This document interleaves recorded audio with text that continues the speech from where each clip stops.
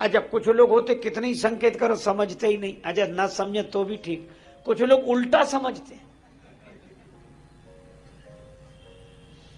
एक व्यक्ति गया, गांव का रहने वाला था, भाग्य की बात ससुराल मिली शहर में।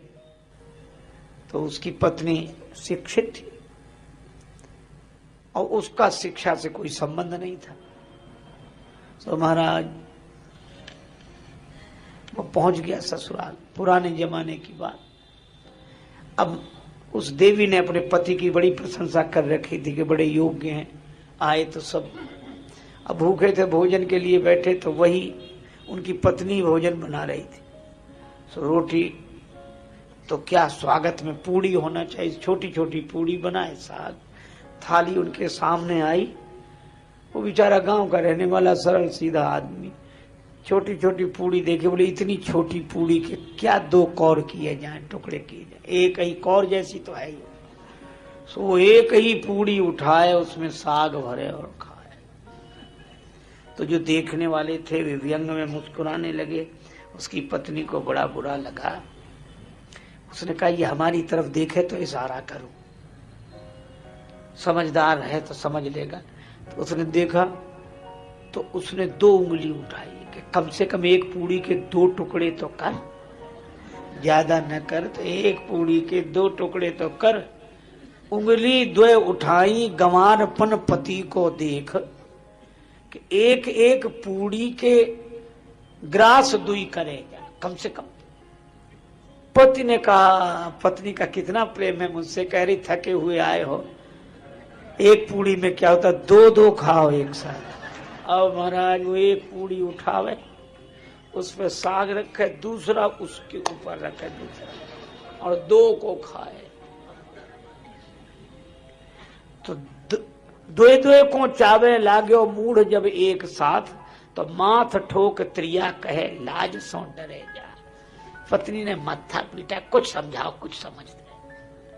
ओ पति ने समझा, पत्नी कह रही कि ये पूड़ियां बड़ी पूजनीय हैं, पाने के पहले इन्हें प्रणाम करो। सो 2 पूड़ी ले, साग रखे, पहले माथे से लगाया, फिर पाए। पतिदेव समझे कि पावे के प्रथम इन पूजनीय पूरन को शीश पे धरे जा। जब पत्नी खींच गई तो चूल्हे से बोली। अब चूल्हा थोड़ा ही सुनता है, वो देख चूल्हे को सुनाएंगी तो ये सुन ले। बोल उठी रोष भरी चूल्हे से चतुर नारी कि जैसो जरे आयो प्रथम तैसो ही जरे जा। बोली अरे चूल्हे, तू जैसे पहले जल रहा था वैसे ही जलता जा, मतलब एक ही एक पूड़ी खाए सो ही ठीक। ये तो समझाना और उल्टा हो गया। पर समझाना भी समझदार को होता। राम जी ने कहा लक्ष्मण तुम अपने को विनम्रता बस कह रहे हो कि समझाना पड़ेगा, मैं नहीं समझूंगा, लेकिन मैं जानता हूं थोड़े में ही सब बता दूंगा। पर एक बात है, ज्ञान वैराग्य माया के बारे में पूछा और भगवान ने ज्ञान से शुरू नहीं किया न वैराग्य से शुरू किया। संक्षेप में हम लोग भी कर लें। मैं अरु मोर तोरते माया यही बस की जीवन काया। मैं अरु मोर तोरते,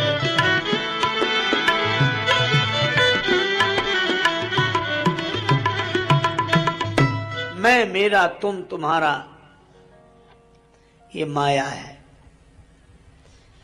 भगवान से लक्ष्मण जी ने तो नहीं, पर कोई पूछे कि ये तो ज्ञान पूछ रहे हैं, पहले आप माया क्यों बता रहे हैं? भगवान ने कहा कि जब तक ज्ञान नहीं हुआ तभी तक तो माया दिखाई पड़ेगी, समझ में आ जाएगी, और ज्ञान हो गया तो माया दिखेगी कहाँ, इसलिए पहले इसी को समझ लो। अच्छा, तो कहा भगवान कहते हैं ये मैं माया है। अब देखो है चक्कर की बात की नहीं। एक ओर तो यह कहा जाता है कि मैं ब्रह्म हूं, और दूसरी ओर यह कहा जा रहा है कि मैं माया है।